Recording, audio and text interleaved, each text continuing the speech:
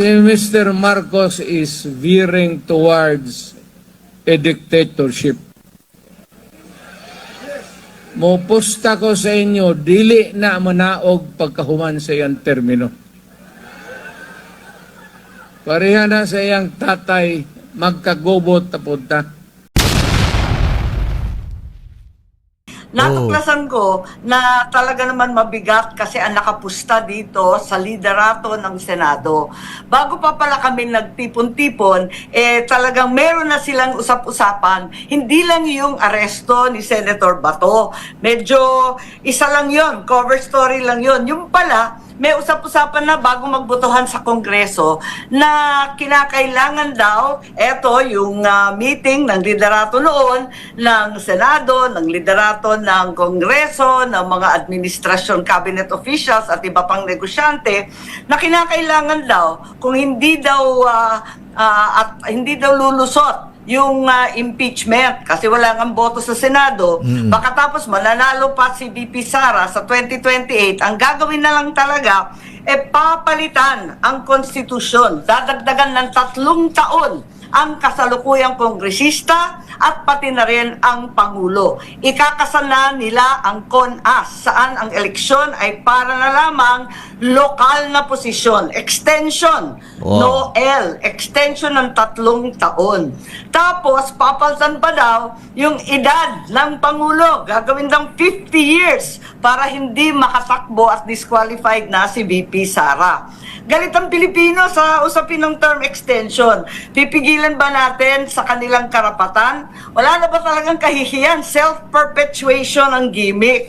Tapos, meron pang minamadali. Alam naman natin, nakailang report na walang gustong pumirma dyan sa Blue Ribbon. Paano? Talagang bumabaha ng ebidensya, tutol sa kay BBM, sa asawa, sa anak, kay Martin. Gusto na nilang tapusin ng madalian, wag nang ituloy-tuloy pa ni Senator Marcoleta natin at makukulong daw lahat ng kamag-anak ko. Takot na takot sila eh. Napakaraming gustong magsalita at nagpipresenta ng ebidensya. Tapos, papasok na naman tayo sa Hulyo ng mahiwagang budget. Ayan na naman. Yung budget ng 2027 kung saan huhugutin lahat ng pera para sa darating na CONAS. Yung 2027 naman at 2028 para rin sa eleksyon kung hindi talaga matuloy ang CONAS na yan. Panghuli, syempre, andyan yung impeachment, guguluhin ng guguluhin, araw-araw tinatakot ng mga senador sa majority, sasampahan ng kaso, ikukulong, dadamputin. Alam natin, isang araw pa lang, si Senator Jinggoy, katatapos lang ng botohan sa Senado, biglang sinampahan agad ng plunder. Ganun din si Senator Cheese, binasura na yung kaso sa COMELEC, biglang binuhay na ulit. Kaya talagang gipitan. Hindi kami magulo. Yung Solid 13, magulo sila. Bakit parang kinakabahan si Senator Marcoleta na baka daw maghudas? May mga maghudas o yun daw maghuhudas ay daig pa ni Judas. Mga ganyan. Kasi ganun nga eh. balita. Kasi nga, gipit na gipit kami, hindi dahil naghuhudas yung ilan sa amin, kundi dahil talagang kinakasuhan ng lahat. Yun ang problema. Talagang tinatakot, mayat-mayat may tumatawag na cabinet member, mayat-maya may bigating mga negosyante, ang dami na nakisawsaw. At nakakatakot talaga. At higit sa lahat, siyempre, kakabahan ka talaga pag may sumusunod sa'yo, katulad ni Robin. Ayan, si Bato. Sino ba naman hindi kakabahan? Sang katutak na buntot ang sumusunod kahit saan ka pumunta. Ayan sino ba yung cabinet member tsaka negosyanteng nakikialam, Senator Amy? Bahala ka na, magaling kayo sa DCRH sa blind item. Alam na ninyo yan. Kayo pa. Pero bakit naman kasi kung solid talaga ang mayorya, bakit pa nagipag-usap yung iba at may mga proposal pang papayag silang lilipat basta yung isa doon pwedeng maghudas gagawing Senate President? Ay, may mga kwentong ganyan kasi nga napakanipis. Napakanipis nung mayorya, nasa 13 lang kami. Ayun pa, sadya pang dadamputin si Bato, yung isa pa kung ano-ano pang mga kaso. Kaya't tuloy-tuloy naman ang pakikiusap namin at nakaka-nervyos nung Lunes, yung pakiramdam mo na talagang tensyonado lahat at hindi nagkikibuan, mainit ang ulo ng lahat. Gusto namin makipag-usap sa kanila. Hindi naman kami nandito para makipag-away, kundi paltan lamang yung liderato dahil sa isip namin, yung con-as na yan at yung pagpapahinto. Good morning again, good morning again. Ayan, mukhang mahina ang nasa Ilocos po ba kayo? Ba mahina ba ang signal natin sa Ilocos? Ay, hindi. Nasa Makati lang ako. Malakas ang signal sa Ilocos. Basta walang bagyo. Anyway, so ang pinag-uusapan natin kanina, Senator, ay bago tayo naputol, ay yung nangyayari sa Senado. Pero nasaan ka nga ba? Ay, sabi mo, under attack, sinalakay ang Senado. Nasaan ka ba nung magkaroon ng putukan, Senator? I mean, nasa loob ka rin ba ng Senado? Wes, talagang under attack ang Senado ng NBI. Maliwanag yon. Nung nagkagulo, May 13 yon. Pero nagumpisa talaga ang tensyon nung May 11. Nung dumating si Bato, tapos isipin mo, ang kapal nila, hinabol si Bato doon sa hagdanan pa lang sa pasukan ng Senado. Rinesling si Bato. Ang kapal, lakas ng loob, i-wrestling ang Bato.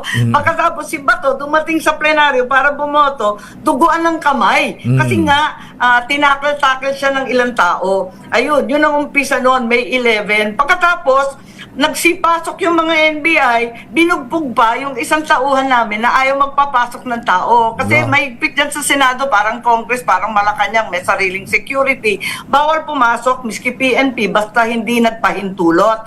Ayun, pumasok sila, binugbog nila yung tao namin, yung sarhento, si Terence Lim.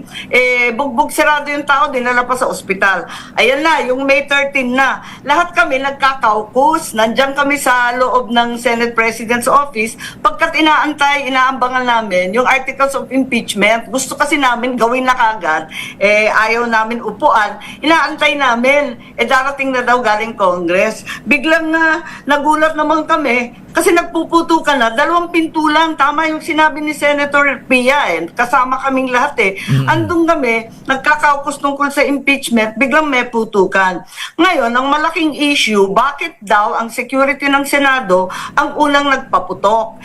Kasi nga, ang problema, hindi ako abogado nila, sigurado ako na sila makakapagtanggol ng sarili nila, pero may nangyari na may nabugbog na sa kanila at meron ng duguan nga na senador. Kaya talagang hyper na kami lahat noon. Tapos, nagsipasok, nagbabarena pa ng pader galing sa GSIS. Isipin mo, kahapon sinabi ba naman na nanakawin daw namin yung painting ng GSIS? Ang bihirang buhay to. Binutas yung pader, tapos pilit na pumapasok. Ang dami na pala nila dun sa loob. Full gear. Naka-tactical gear sila, naka-long arms, nakakatakot tignan. Sinabi ng security namin, si Aplaska, na umalis kayo dyan, umalis kayo. Ayaw umalis. Nagsisigawan sila, biglang nagpaputok. At yun nga, imbes na ibaba yung kanilang armas, nagpaputok din. Kaya nagkaputukan. 44 ang basyo na nakita. Ganong katindi. At hindi ako maniwala nangyari to sa Senado. At ang lapit-lapit namin, hindi biro talaga. Tapos sabi, kitang-kita kami. Isipin mo, nandun kami sa ilalim ng mesa, patay yung para kami mga daga. Itong ginagawa nila. Grabe ang NBI talaga. So, kayo ma'am, sumuot din sa ilalim ng lamesa, nagkaputukan na, dumapa rin kayo doon, ano? Yung internet. Ayan, oo nga, Senator. Senator, I mean, pati kayo po ay sumuot sa ilalim ng lamesa nung magkaputukan? Freeze na naman. Yung internet doon. Ayan, internet. Bakit mahina? Ayan, okay, Senator Amy, nung nagkaputukan, sumuot din kayo sa ilalim ng lamesa?